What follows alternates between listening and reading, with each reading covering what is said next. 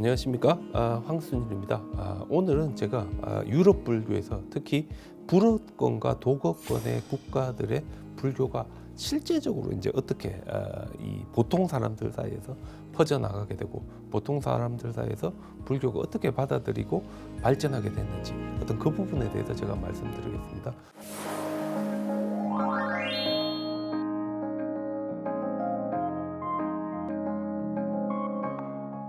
사실 우리 생각해 보면 유럽 최대의 불교 국가 누가 뭐래도 프랑스입니다. 이 프랑스는 불교가 엄청난 잠재력을 가지고 있는 국가로서 아주 그 당당한 위치를 차지하고 있고, 제가 이제 파리라든지 아니면 니스라든지 아니면 뭐 깐느라든지 아니면 보르도 이런 데 한 번씩 가서 이래 사람들 만나 보면 불자라고 이제 이 그 국가 센서스에서 카운트는 되지 않지만 제보다 더 독실한 불교 신자들이 더 많습니다. 그게 왜 그런가 하면 프랑스는 이제 카톨릭 국가이기 때문에 태어나면 자동으로 부모님이 이제 애를 어디로 갑니까? 성당으로 가서 신부님에게 이제 미사를 하고 자동으로 이 미사를 하면서 세례명을 받고 이 애는 이 카톨릭으로 이제 카운트가 되는 거지. 그죠? 그래서 이 국가적인 통계에서는 카톨릭이지만 전혀 이제 카톨릭 사원에 가지 않으며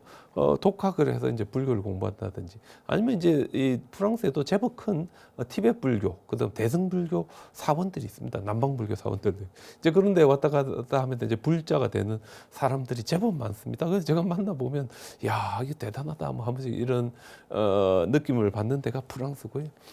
독일은 프랑스에 비해서 숫자는 조금 좀 작지만 그럼에도 불구하고 어떤 티베트 불교를 중심으로 한 독일의 잠재력이 엄청납니다. 제가 이 독일은 이제 주로 제가 함부르크 대학에 자주 갔는데 함부르크 대학에 가면 이 함부르크는 이제 독일에서 유일한 항구입니다, 그죠?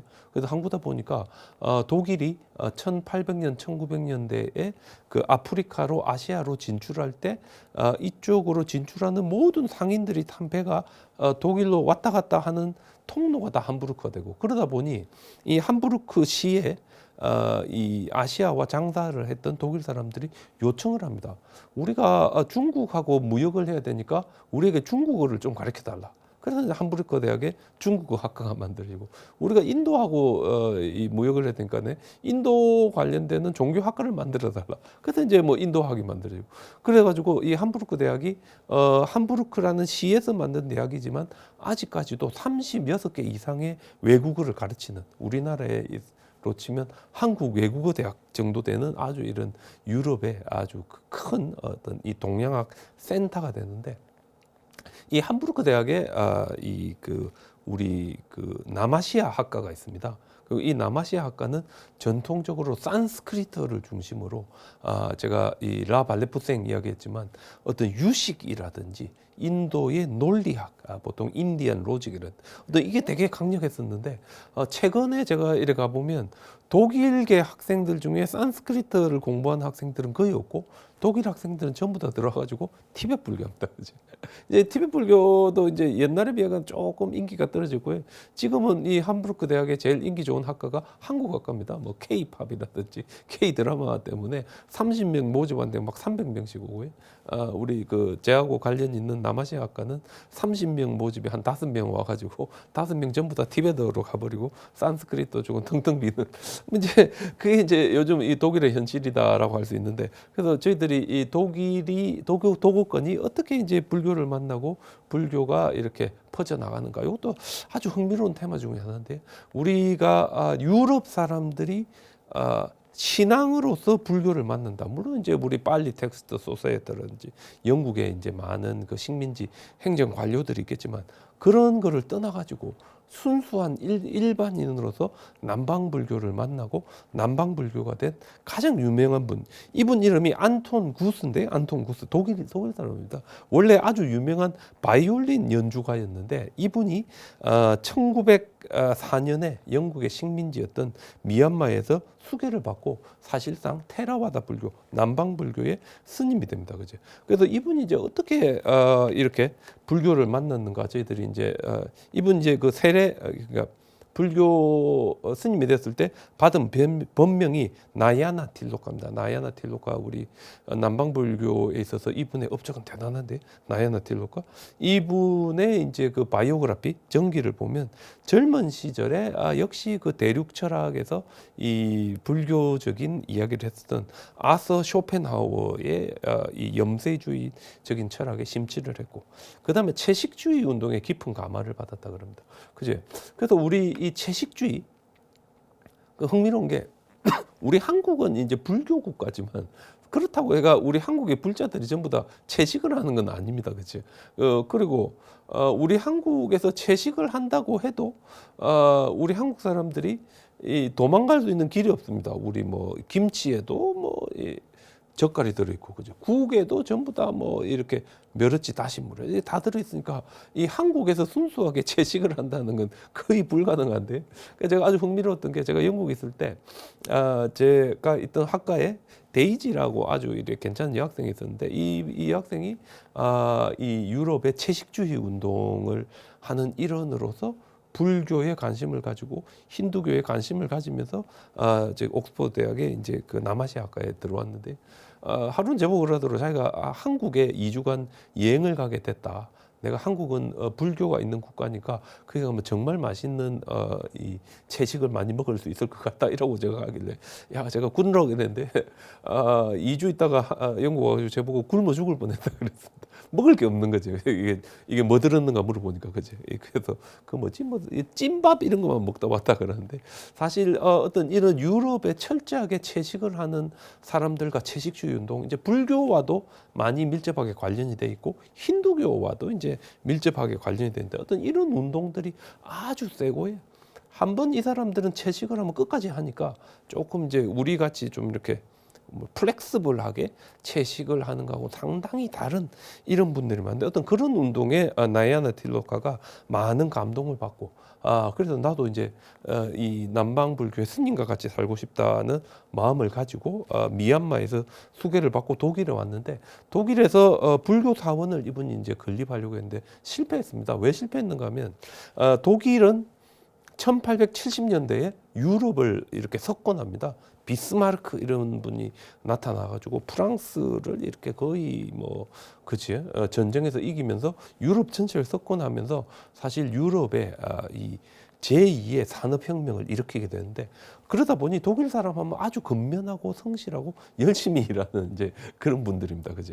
근데 바로 이 시기에 이제 유명했던 분이 아서 쇼펜하우어라든지 이런 분들이고, 그러다 보니 독일 황제 빌헬름이 그 당시에 신하들에게 불교라는 종교가 아시아에 광범위하게 퍼져 있고 우리 독일에도 알려지는데 어떤 종교냐 이런 걸 보니까, 사람들이 가서 뭐라 했는가 하면 불교인들은 영혼의 존재를 받아들이지 않고 천국의 존재도 받아들이지 않는다. 그들이 목표로 하는 건 안니힐레이션, 완전히 사라지는 거다. 그러니까 빌헬름 황제가 내가 이때까지 태어나서 들어본 종교 중에 가장 허무주의적인 종교가 불교고, 따라서 우리 독일에서는 불교를 금지한다. 그 사실상 칙령으로, 황제의 칙령으로 1800년대 후반에 독일에서는 불교가 금지돼 버립니다. 나야나 틸로카가 독일에 와서 불교 사원을 사실상 합법적으로 건설할 수 없는 어떤 그런 이 처지에 놓이게 됩니다. 그래서 이분이 이제 독일에서는 뜻을 이루지 못하고 스위스로 가는데, 당시 이제 스위스 로잔 같은 경우에는 아주 리버럴한 사람들, 특히 이제 스위스 로잔에 또 누가 있었는가 하면 이제 프레드리히 니체라든지 유럽의 자유로운 사상가들이 많이 있었고, 스위스 로잔이 이제 그 스위스의 상인들이 많이 사는 이 호수옆에는 아주 이쁜 대학 타운인데, 그죠?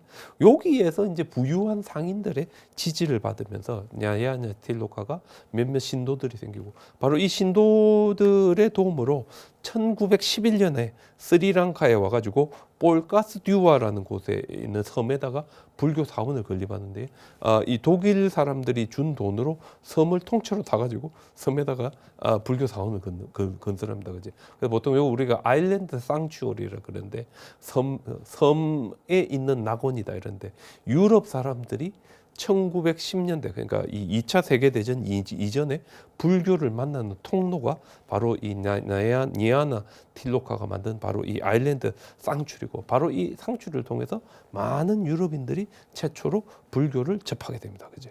이 사원은 유럽인들이 남방 테라바다 불교의 승려가 되는 관문과 같은 역할을 했고, 수없이 많은 방문객들을 맞이했고, 그다음에 이 니아나 틸로카는 또한 스리랑카에 생활하는 많은 남방 불교에 대한 책을 이제 저술해 가지고 도곡권에 영어 도곡권에 불교를 이제 활발하게 알리는 중요한 역할을 이제 하게 됩니다. 나이안 틸로카. 그래서 이제 이분의 노력으로 독일이 초창기부터 불교를 받아들이게 되지만, 그 제가 말씀드렸지만 철학적인 부분에서 불교를 만나고 이렇게 안톤 구스 또 니아나 틸로카 같은 이런 분들은 극소수였습니다. 그죠? 그래서 전체적으로 독일 사회가 불교를 받아들이는 것은 여전히 좀 요원한 그런 상황에 있었다라고 이렇게 말씀드리고요. 2차 세계대전 이전 베를린에는 폴 달케라는 분이 1924년에 베를린에다가 불교의 집 부디스트 하우스라는 이제 이 불교 신행을 위한 집을 만들었다는 기록은 있지만, 이게 제대로 이렇게 돌아갔다는 이야기는 저희들이 보기 어렵습니다. 그죠? 그리고 여러분들 아시지만 1930년이 되면 독일이 어째 됩니까? 독일이 나치, 그죠? 국가 사회주의의 광풍이 불면서 어떤 이 히틀러의 어떤 이런 통치와 함께 점차적으로 이 독일과 유럽 전체가 2차 세계 대전에 이 블랙홀로 빠져들어가는 어떤 이런 이 그 안타까운 시기를 거치면서 불교가 독일에서는 거의 뭐 자리 잡기 힘든 이제 그런 상황을 맞이하게 됩니다. 그죠? 그래서 이제 2차 세계 대전이 일어나게 되고 독일이 패망한 다음에 조금씩 이제 독일이 이렇게 살아나게 되는, 이게 이제 1950년대인데 1950년대 도곡권에서는 이때가 되니까 최초로 불교 협회가 만들어집니다. 그러니까 이 흥미로운 게 이 우리 우리 한국도 비슷한데, 이제 불자가 되는 분들이 보면 젊어서부터 된다기보다는 조금 더 이제 이 사회에 충분히 사회생활을 한 다음에 이제 불자가 되는 경우가 상당히 많습니다. 그죠? 그래서 이제 우리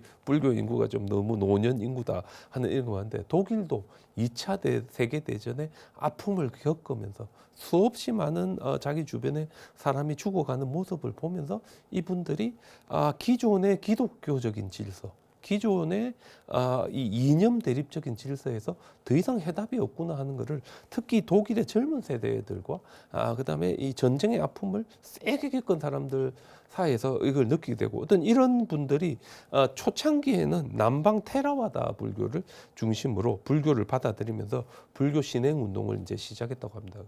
하지만 이제 서독 같은 경우에 그렇게 어떤 이런 활동이 우리 눈에 보일 정도로 드러나게 아주 이렇게 크게 있었던 건 아니고 조금씩 이래 있었다 그럽니다. 그죠? 그 점차적으로 독일 사람들은 남방 불교보다는 선불교에 더 관심을 가졌는데, 저라도 이제 독일 사람이면 남방 불교에 대해서 그렇게 많은 관심을 안 가지겠습니다. 왜냐하면 자기들이 2차 세계 대전에서 세게 붙었던 이제 영국이라든지 어떤 미국 쪽을 중심으로 이제 이 남방 불교가 많으니까, 그 이분들은 그런 쪽보다는 선불교에 훨씬 더 관심을 가졌고, 그다음에 우리 보면 보통 이 2차 세계 대전이 있었을 때 보통 연합국이라 해야 되나?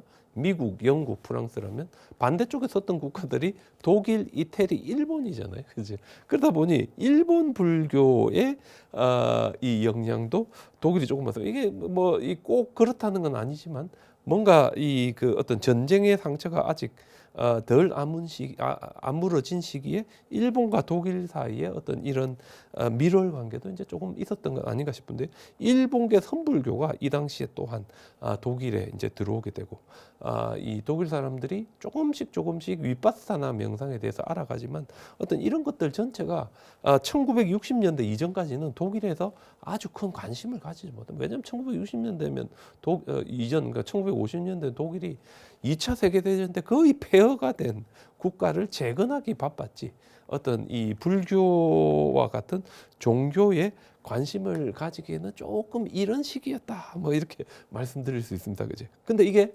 1970년대 되면 완전히 변합니다. 왜냐하면 바로 이 1970년대가 되면서 도곡권에 티베트 불교가 유행을 하게 되는데 결국 이거는 이제 1960년대 히피 문화와 그다음에 유럽의 학생 운동. 제가 아까 이 기존의 사회 질서에 더 이상 한계가 왔다는 어떤 이런 걸 느낀 젊은 세대들이 어떤 기독교적인 분위기와 어떤 이념 대립에 도저히 나는 살 수 없다 해가지고 이제 떠나는 사람들이 많았다 그러는데 바로 이 시기에 불교가 진짜 비약적으로 성장합니다. 그래서 되게 재밌는 이야기인데 이제 제가 이제 인도에 이제 배낭여행을 많이 갔는데 제가 대학교 이제 3학년 때 인도 갔을 때 이제 인도 가면 이제 보통 밤에 이제 기차 타고 이제 다른 장소로 이동했다가 낮에 좀 구경하고 밤에 또 기차 타고 이래 한 3일 기차 타다가 하루는 이제 호텔에 가서 이제 샤워도 하고 그다음부터 또 이러는데 하루는 이제 이 그 자이푸르에서 아그라까지 가는 야간 기차에 제 자리 바로 앞에 이 흐름하게 히피 옷을 입고 머리를 이렇게 꼬불꼬불하게 한 분이 앉아 있었는데 이야기하다 보니까 이분이 이제 오스트리아에서 왔는데 자기가 오스트리아에서 제법 유명한 기타리스트였다 그럽니다. 그죠? 그래서 이제 뭐 카페도 하고 제법 자기가 음반도 내고 했는데 자기가 여기 한계를 느껴가지고 잠깐 쉬어야 되겠다 해가지고 인도에 왔다 그러더라고요. 그래서 제보고 인도 온 지 얼마나 됐냐 물어보길래 제가 인도 온 지 이제 한 2주 됐다 그랬더니 싹 웃으면서 자기는 원래 처음에 인도에 일주일만 있으려 했는데 아직까지 있다 그래. 그냥 얼마나 있냐 내가 그러니까 올해로서 내가 4년째 인도를 이렇게 돌아다니고 있다 그랬는데 바로 요게 기존의 유럽의 사회 질서의 한계에 부딪히면서 더 이상 여기에 우리가 지금의 한계를 극복할 수 있는 길이 없다고 생각한 세대들이 눈을 돌린 곳이 바로 이 동양이고 동양에서도 불교, 힌두교보다는 불교. 불교 안에서는 이 독일 사람들이 가장 이제 젊은 세대들이 감동을 받은 게 이제 역시 달라이 라마로 대표되는 티베트 불교입니다. 그죠? 그래서 까르마 까규가 독일에 들어오고 어떤 학생 운동에서 좌절을 맛본 히피 세대들이 티베트 불교의 제식과 상징과 성녀들의 삶, 이 설산을 넘어오는 그분들의 이 아주 이 뛰어난 아주 엄청난 어떤 그런 용기라든지 이런 감화가 되면서 티베트 불교에 심취하게 됩니다. 이들은 티베트 불교 승려들의 카리스마에 자극을 받고 크게 감화되었으며 진심으로 이제 티베트 불교의 티베트 불교 받아들이면서 조금씩 늘어나는데 이게 이제 1973년이 되니까 최초로 달라이 라마가 유럽에 와서 뭐 유럽 투어를 한다나 유럽 한 바퀴 삥 돕니다, 그죠? 이때가 이제 완전 절정에 일어나가지고 이 도곡권 지역에 거대한 티베트 불교의 바람이 불게 되고 그리고 이제 이 기존의 티베트 불교와는 사실상 조금은 떨어진 유럽의 자생적인 티베트 불교 그룹도 만들어지는데 올레 니달 같은 분이 만든 자생적인 티베트 불교 그룹들이 만들어지고 이렇게 티베트 불교 신자가 된 분들이 오늘날 독일 사회에서 중산층이 되고 상류층이 됩니다. 제가 독일의 함부르크 대학하고 제가 이제 동국대학교에서 국제교류를 맡았을 때 함부르크 대학의 이제 부총장님도 만나고 하면서 이제 저희 학교하고 자매결을 했는데 이분이 해준 이유가 뭔가 가만히 봤더니 그 여자 부총장님이 불자였습니다. 그치? 내가 사실은 불교 신자다라고 이제 제게 이야기하면서 자기 젊을 때부터 학생 운동하던 이야기하면서 자기가 불자가 된 이야기를 제가 그때 들으면서 야, 요때 참 대단했었구나 하는 걸 제가 이제 느끼게 되는데 이게 이제 1970년대, 1980년대가 되니까 티베트 불교 신자에다가 베트남에서 이제 대량으로 이제 이주민들이 오는데 베트남 사람들이 오니까 남방 불교를 함께 가지고 옵니다, 그죠? 그리고 이제 하노이 쪽에 북쪽 사람들은 이제 살짝 남방 불교와 대성 불교가 섞인 것도 가지고 오는데 주로 다 남쪽에서 왔기 때문에 남방 불교가 함께 와가지고 1991년에는 독일 중부 하노버에 이 그 불탑도 만들고 위엔 기약에다가 불교 사원도 만들고. 그다음에 이런 이주민들이 스위스와 오스트리아에도 이제 가면서 이주민 중심의 이제 불교도 점차적으로 퍼지게 됩니다. 그죠? 그래서 우리가 전체적으로 한번 보면 2001년 통계에 독일의 불교 인구는 약 한 30만 명 정도로 전체 인구의 한 0.3% 정도 됩니다. 이 중에서 15만 명 정도는 동남아시아계 이주민들로서 이들은 주로 이제 남방 불교지만 그 외에 한 15만 되는 대부분의 독일인 불자들은 거의 대부분이 다 까르마까규를 중심으로 한 티베트 불교 신자들입니다. 물론 이제 숫자가 0.3%인데 독일은 아주 흥미로운 게 종교세를 받습니다. 그러니까 제가 이 독일에 관청에다 신고할 때 나는 종교인다 하면 제가 종교세를 내는데, 그래서 공식적인 종교가 되면 이 종교는 굳이 일반인들에게 헌금을 받을 필요가 없습니다. 왜냐하면 국가에서 돈을 주니까. 그지?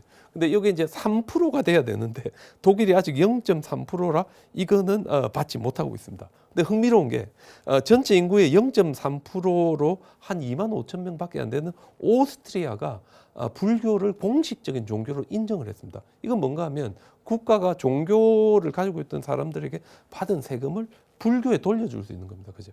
그래서 흥미로운 게 오스트리아의 불교가 일반인들을 중심으로 해서도 많이 발전되고 있지만 오스트리아 비엔나 대학의 불교학 센터가 국가적인 지원을 받으면서 오늘날 유럽에서 가장 큰 불교학 센터로 발전했습니다. 그죠? 그래서 우리 유럽의 제일 큰 불교학 센터 오스트리아 비엔나 대학과 독일의 함부르크 대학 이 두 개가 있는데, 독일의 함부르크 대학은 어떤 역사적인 어떤 그런 배경을 가지고 있다면 제가 아까 말씀드린 그 식민지 시대, 오스트리아 비엔나 대학은 근래에 와서 비약적으로 커지고 있는 이게 전부 다 오스트리아 정부가 불교를 국가의 공식적인 종교로 인정해. 힌두교도 안 되는데 불교는 여기 들어와 있습니다. 그죠? 그리고 이 2만 5천 명 중에 한 2만 명이 동남아시아 이주민들이니까 순수 오스트리아 불자는 5천 명도 안 되는 거지. 하지만 정식 종교로 되어서 유럽의 아주 당당한 불교학의 중심지가 오스트리아가 되어 있다는 건 상당히 인상적이고요. 독일은 이 0.3%라는 그 선을 넘지 못해가 아직 되지 못하고 있지만, 독일은 흥미로운 게 우리는 왜 그 남방 불교, 뭐 대승 불교, 북방 불교, 티베트 다 나누는데 독일 사람들은 이 전체가 다 하나의 협회 안에 다 들어와 있습니다. 그 독일 불교 협회 안에 티베트 불교도 있고 남방 불교도 있고 대승 불교도 있고 전부 다 같이 있어서 사실상 우리는 통불교다, 트랜스야나다. 우리는 종파적인 어떤 이런 갈라짐 없이 전체가 다 하나가 되어서 발전할 수 있는 여건을 만들었고, 그다음에 이분들이 활발하게 활동하고 로비도 많이 하고 있습니다. 그래서 제 생각에 한 5년 안에는 독일도 오스트리아와 같이 불교가 공식적으로 인정을 받게 되면 독일에서도 불교가 앞으로 비약적으로 발전할 수 있지 않을까 이래 보고 있습니다. 그래서 전체적으로 보면 도고권에서 불교는 특정 교리를 강요하지 않는 자유로운 분위기가 평화, 관용의 종교로서의 긍정적인 이미지를 가지고 있고, 독일 사회의 보수적인 기독적인 분위기에 해이를 느끼는 많은 젊은이들이 불교에 관심을 가지고 있고, 이들이 대부분 다 티베트 불교의 신자가 되어서 오늘날에 이루고 있다. 이렇게 말씀드릴 수 있겠습니다. 다음은 제가 이제 프랑스에 대해서 말씀드리겠는데, 제가 아까 서두에서 말씀드렸지만 프랑스는 이 태어나면서 부모님의 자동으로 세례를 받았기 때문에 불자로 가톨릭 신자로 등록되어 있지만, 사실상 이 가톨릭 교회와는 별개로 불자가 된 사람들이 제가 되게 많다 이 말씀드렸습니다. 그치? 프랑스의 통계에 잡히는 것보다 훨씬 더 많아가지고요. 보통 저희들이 이야기할 때 한 2030년에서 2050년 정도가 되면 미국의 불교 인구가 한 500만에서 600만, 600만 되면 우리나라보다 그때 되면 더 많아질 수 있습니다. 미국이. 그 정도 된다 치면 프랑스는 한 300만에서 400만 정도 되지 않을까.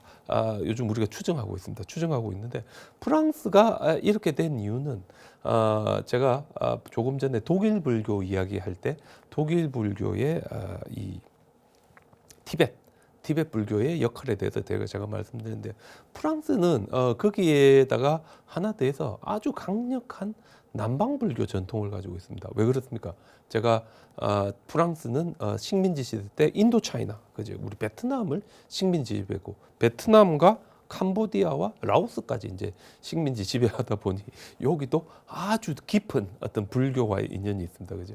그래서 제가 주로 이 프랑스의 불자라든지 프랑스의 불교 학자들은 제가 주로 동남아시아에 가서 많이 만나는데, 태국에 가게 되면 태국에 이제 프랑스 극동학원 지부가 있고 그쪽에서 이제 남방불교 연구하는 분들이 제법 많습니다. 이제 그런 분들하고 이제 이야기하다 보면, 이제 저도 사실 2011년부터 12년까지 1년간 태국에서 이 그 휴식년, 안식년을 했고, 그때 이제 제가 주로 제가 속했던 곳은 출라롱콘 대학의 태국학 연구소였지만, 이 태국학 연구소와 함께 제가 주로 왔다 갔다 한 데가 바로 이 에콜 프랑세스 디 익스트림 오레앙 프랑스 극동학원이고, 이제 이분들하고 이제 뭐 학회도 많이 하거든요. 하루는 제가 이 그 불교하는 분이 있는데, 그래서 이제 밥 먹으면서 이런저런 이야기하다가 이분 저보고 그러더라고.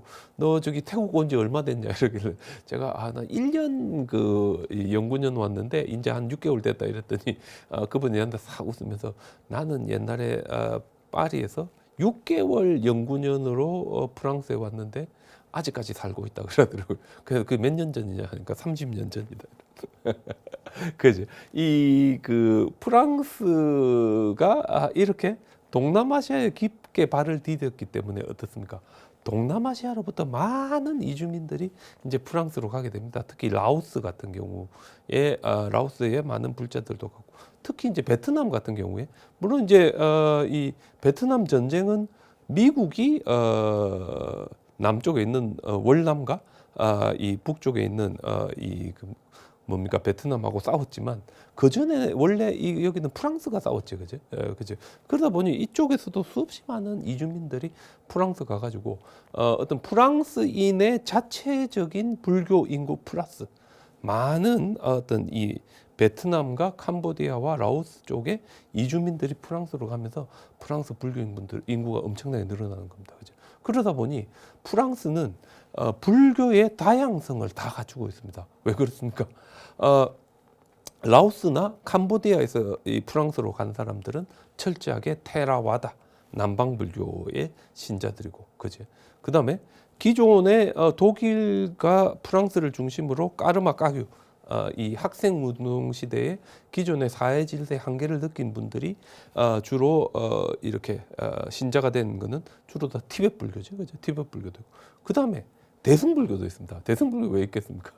이 그 베트남에서 많은 사람들이 이제 프랑스로 갔는데, 우리 그 가장 유명한 분이 누굽니까? 우리 베트남 대승불교를 대표하는 분이 틱나탄 같은 분이죠. 이분이 이제 파리 근교에다가 플럼 빌리지를 만들고 엄청나게 많은 이 베트남 사람들을 중심으로 이 불교를 일으키니까 많은 이제 프랑스 사람들을 제가 그 파리에 가면 한국 사람들도 이 플럼 빌리지 많이 갑니다. 그치?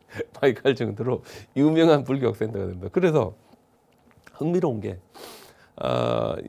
제가 이제 영국에 가거나 독일에 가거나 싱가포르에 가거나 아니면 말레이시아 쿠알라룸푸르 가거나 태국 방콕에 가면 꼭 제가 이제 이 불교 책을 파는, 영어로 된 불교 책을 파는 이 서점에 많이 가는데, 가면 이제 요렇게 서고가 있으면 불교 책들이 쫙 있을 거 아닙니까? 이제 거의 한 3분의 1 정도는 달라이라마 책입니다. 달라이라마의 말씀, 달라이라마의 뭐 생애 뭐 이런 거 있잖아요.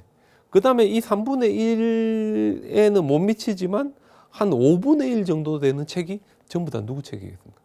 틱나탄 스님 책입니다. 그 정도로 이 유럽에서 서구권에서 대승불교의 핵심을 아주 쉬운 영어로 설명하고 표현하는 분이 틱나탄. 물론 영어로 틱나탄이 그 순간순간에 표현하는 불교에 대한 이야기들 보면 제가 감동을 받는 게 제법 많습니다. 그죠? 따라서 어떤 이런 이 불교의 모든 다양성을 다 가지고 있고, 그 다음에 사회적인 분위기도 기존의 천주교적인 가톨릭에 대한 반항적인 분위기가 함께 있어서 프랑스가 앞으로 엄청나게 유럽의 불교의 중심적인 국가가 될 것이다 하는 게 저는 의문의 여지가 없습니다. 그죠? 다만 그럼 우리가 이 프랑스 불교가 어떻게 발전해 왔는가를 한번 살펴봐야 되는데, 1960년대와 70년대 선불교와 티베트 불교가 함께 프랑스에 유행을 하면서 프랑스의 불교가 자리 잡게 됩니다. 이 시기 일본의 선사들과 티베트에서 탈출한 라마들이 적극적으로 유럽의 각 지역을 순회하면서 선불교와 티베트 불교를 알리는 노력을 합니다. 티베트 스님들이 미국에 오잖아요. 목숨을 걸고 포교합니다. 더 이상 돌아갈 데가 없으니까 그죠.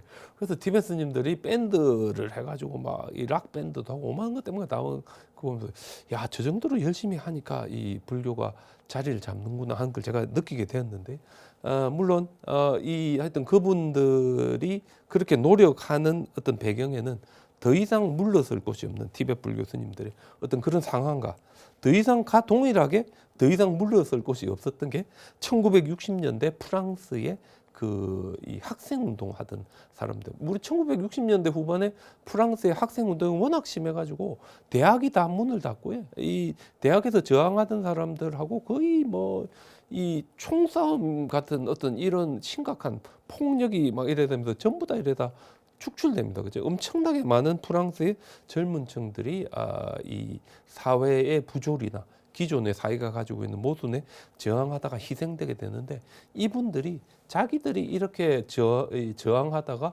좌절한 것은 티베트 스님들이 어떤 중국에 아니면 이 그 불교를 탄압하는 어떤 공산주의적인 이념에 그분들이 저항하다가 이렇게 느낀 좌절에 비하면 아무것도 아니다 하면서 엄청나게 많은 젊은 세대들이 특히 학생 운동의 좌절을 겪은 프랑스의 젊은 층을 중심으로 티베트 불교가 새로운 사회적 대안으로 자리 잡게 되면서 엄청나게 폭발적인 어떤 이런 이 신자들을 확보하게 됩니다. 그죠? 그리고 또한 1970년대 중반 이후부터 이때가 이제 그 베트남이 이제 패망했을 텐데, 동남아시아의 프랑스 식민지였던 라오스와 캄보디아가 공산화되면서 이 지역에 수많은 이주민들이 프랑스로 유입됩니다. 물론 이 라오스와 캄보디아에서 이쪽 동남아시아 사람들이 프랑스로 오지만 이쪽으로 이제 프랑스 사람들이 많이 가는데, 제가 파리에서 만난 이 몇몇 프랑스 불자들은 언제 불자가 됐는가 하면 라오스나 캄보디아 가서 불자가 됩니다. 이게 뭔가 하면요, 우리나라는 이 군대가 컴펄스리잖아요. 남자는 무조건 다 가야 됩니다, 그죠? 근데 프랑스도 그 당시에 컴펄스리라 밀러터리 서비스 거죠. 무조건 다 가야 되는데, 군대 가기 싫으면 어쩌면 됩니까? 라오스에 가서 이 그 관청에 1년간 근무하면 군대를 빼줍니다. 그죠? 캄보디아에 가서 1년간 일을 하면 군대를 빼줍니다. 그래서 그 시기에 나는 군대는 가기 싫다 해가지고 어디입니까? 여기 캄보디아나 라오스에 갔던 분들이 거기서 불자가 되어가지고 프랑스에 돌아와서 프랑스의 불교 사원을 만들고 프랑스 불교를 대표하는 분들이 된 분들 제법 많이 있습니다. 그죠? 그래서 양쪽이 이렇게 서로 이렇게 영향력을 받으면서 해야 되는데, 그래서 이제 이주민 플러스 이 그 라오스와 캄보디아에 갔다가 돌아온 분들이 점차적으로 남방불교 신자들이 되면서 일정한 규모의 숫자를 만듭니다. 그런데 이게 1980년이 되니까 이미 5만 명을 넘어서기 시작한 동남아시아 이주민들과 함께 테라와다 불교가 제대로 프랑스에 자리를 잡게 되고, 우리 프랑스의 시골에 가면요, 여기저기 보면 어디입니까? 태국 불교 사원 같은 게 하나씩 보입니다. 그죠? 이게 그쪽에 자리 잡은 동남아시아 사람들이 만든 남방불교 사원들인데 제법 있습니다.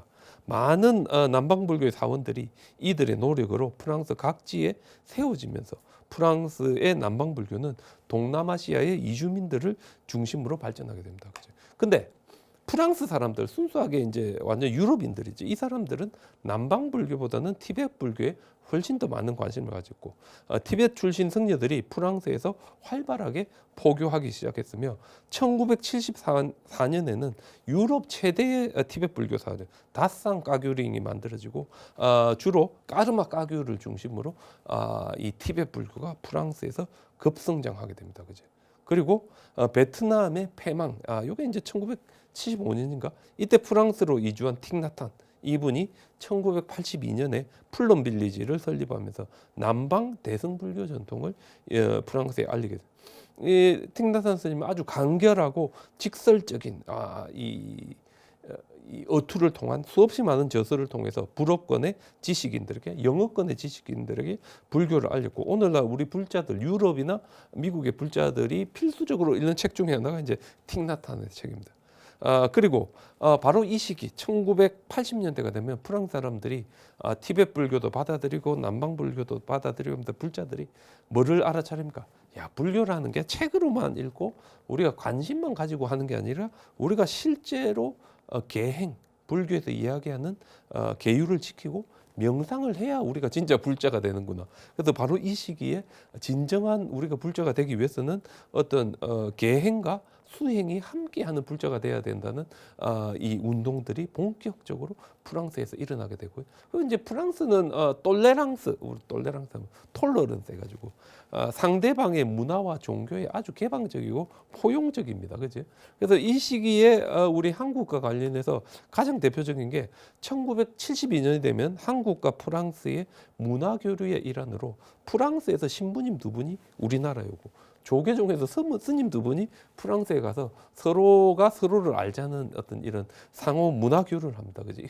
뭐 영국 같은 데서 하기 힘든 건데 프랑스의 가톨릭 카톨릭계와 우리 한국의 조계종이 이제 하기로 해가지고 두 분의 프랑스 신부님이 왔다가 프랑스로 가고 두 분의 한국 스님이 프랑스 갔다가 한국으로 오는데 이 두 분이 우리 한국 불교계에 아주 큰 공헌을 합니다. 이 두 분 다 프랑스에 가가지고 프랑스 중부에 있는 피에르 끼비라는 수도원에서 한 4년 정도 생활한 다음에 파리로 와가지고 파리의 사대학, 파리 사대학이 옛날에는 이제 소르본 대학인데 거기서 불교를 전공해가 박사를 하고 돌아오는데 이분이 이제 경주 동국대학교에서 이제 불교를 강의했었던 윤호진 교수님. 그리고 서울 동국대에서 이제 불교 강의했던 법경스님, 서성원 법경스님인데 바로 이 두 분이 우리 한국에서 보면 한국과 프랑스의 문화 교류를 상징하면서 프랑스의 그 불교학을 우리 한국에 접목시킨. 그래서 두 분 다 제가 이렇게 생각해 보면 우리 한국의 불교학을 한 단계 더 업그레이드 시키는데 중요한 역할을 한. 그래서 1세대 유럽에서 불교학을 하고 한국에 오신 분이 이기영 박사님, 한국불교연구원을 하시고 원효 스님을 발굴해서 이렇게 엄청나게 공헌했던 이기영 박사님이라는 제2세대 유럽에서 불교를 하고 한국에 오신 분들이 바로 이 호진 스님과 법경 스님이고 바로 이거는 프랑스와 한국의 문화 교류의 일환으로 시작됐다는 건 상당히 흥미롭습니다. 그죠? 예, 그죠? 그래서 프랑스권의 이 불교의 현황과 가제. 제가 아까도 말씀드렸지만 프랑스는 유럽 최대의 불교 인구를 가지고 있습니다. 그죠? 2010년 통계에 따르면 불교 인구는 전체 인구의 1.3%인 80만 명 정도. 이거 지금 프랑스 인구, 불교 인구는 주변에 있는 다른 나라 인구하고 상대가 안 됩니다. 상대가 안 될 정도로 많고 80만 명 중에 한 50만 명이 동남아시아계 이주민인데 그렇다 하더라도 30만 이상이 이미 나는 불교인이다. 여기에다 뭐가 더 있는 겁니까? 태어나면서 세례를 받아가지고 가톨릭으로 등록돼 있지만 전혀 가지도 않는 분들이 훨씬 더 많죠, 그죠? 그래서 어떤 통계 조사에는 자발적인 불교인, 가톨릭으로 돼 있지만 불교를 선호하고 불교를 좋아하는 사람들까지 다 합하면 자발적인 불교인 합한 한 500만 정도 될 거다까지 이야기한 500만 명이면요 지금 이제 우리나라 불교인하고 숫자가 비슷합니다, 그렇죠? 물론 우리가 확인할 수는 없지만 그 정도로 거대한 불교 인구를 가지고 있는 게 이 프랑스다라고 할 수 있고요. 그다음에 벨기에는 프랑스에 크게 못 미칩니다. 한 0.1% 정도 되는 4만 명 정도가 이제 불교인들인데 사실 그 국민적인 성향이 프랑스는 상당히 자유롭고요. 아시아의 종교와 문화를 적극적으로 수용하고 포용한다면 벨기에는 조금 이래 고딕식의 건축을 고집한다든지 하는 이제 그런 게 있다 보니 조금 이제 좀 딱딱합니다. 그죠? 그러다 보니 벨기에는 어떤 제가 말씀드린 것 중에 어떤 학문적으로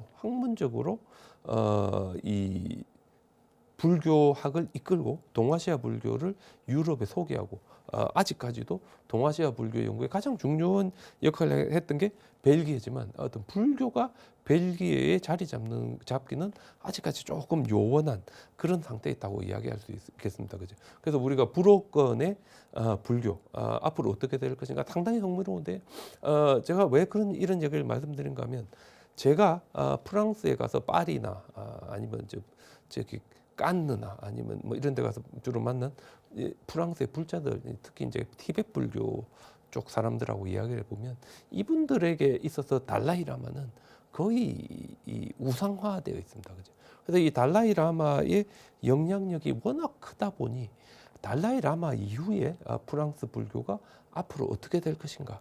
이건 상당히 그 흥미로우면서 앞으로 이게 달라이라마 없이도 프랑스의 불교가 계속해서 이렇게 성장하고 발전할 수 있을까 했을 때 조금은 이제 의문을 가지는 사람들도 많이 있습니다. 그죠? 그리고 이 불어권이다 보니 많은 그 이 불교에 대한 책도 나오고 불교에 대한 활동들도 있고 하지만 우리 한국에는 잘 알려지지가 않습니다. 왜냐하면 우리 한국의 미디어라든지 한국의 독서계는 철저하게 영어 중심의 영미권 중심으로 하다 보니 어떤 프랑스의 이런 활발한 어떤 그런 활동들이 우리나라에까지 오는 데는 한계가 있어서 제대로 알려지지 못하는 어떤 그런 측면들이 있기 때문에 어떤 이 우리가 일반적으로 생각하기에 야 프랑스가 정말 그럴까 하지만 유럽에 일단 한번 가보시면 불교하면 이제 불어권이고 불어권 중에서도 프랑스는 가장 이제 강력한 앞으로의 유럽에서 불교의 중심지가 될 나라다라는 거에서 거의 이 의문의 여지가 없이 다들 받아들입니다. 그죠? 그래서 우리 전체적으로 한번 이 프랑스와 독일을 포함한 유럽 전체를 생각해 보면 독어권과 불어권 같은 경우에 특히 이 오스트리아 같은 경우에는 공식적인 종교가 되어가지고 엄청나게 어떤 불교가 학문적으로 발전할 수 있는 불교학 센터가 만들어지고 불교가 아주 그 이 사회의 중심으로 각광받으면서 자리 잡은 반면에 프랑스 같은 경우에는 불교 학문으로서의 불교는 점차적으로 쇠퇴하고 있지만 종교로서의 불교는 엄청나게 폭발적으로 이제 성장하고 있다 이렇게 말씀드릴 수 있을 것 같습니다. 그래서 제가 마지막으로는 제가 독일과 프랑스의 불교에 대해서 말씀드렸지만 요즘 이제 이 유럽에서 새롭게 뜨는 불교의 중심지가 노르웨이입니다. 왜냐하면 우리 그 1990년대가 되면요, 이 아프가니스탄의 정세가 되게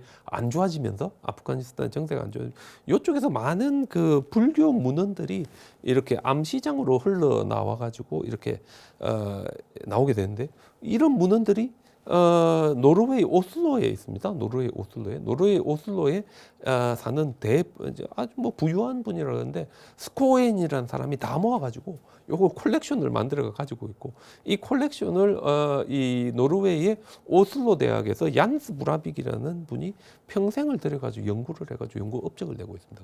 그렇게 이제 이 불교가 오슬로에서 학문적으로 받아들여지다 보니 오슬로에 노르웨이 불교협회가 만들어지고 이 불교협회가 매달 계속해서 모임을 하는데 숫자가 계속해서 늘어납니다. 그지? 늘어나가지고 사실 요즘 같은 경우에 노르웨이 오슬로 여러분 가시면요 불교와 관련된 프로그램이 어렵지 않게 찾아볼 수 있고 불교를 연구하는 분위기도 상당히 강력해가지고 이 노르웨이가 아주 이제 뭐 인구로 보면 그래 많지는 않습니다. 그죠? 하지만 이제 전 세계에 분쟁이 있는 곳에는 노르웨이 사람들이 가서 많은 이제 역할을 하는데 어떤 그런 속에서 불교가 긍정적으로 사회에 자리 잡고 그 다음에 불교의 연구가 이 그 노르웨이의 학계에 자리 잡으면서 앞으로 이 노르웨이가 제가 보기에는 유럽에서 제법 괜찮은 불교학의 센터가 될 것이고 제법 강력한 불교 국가가 되지 않을까. 물론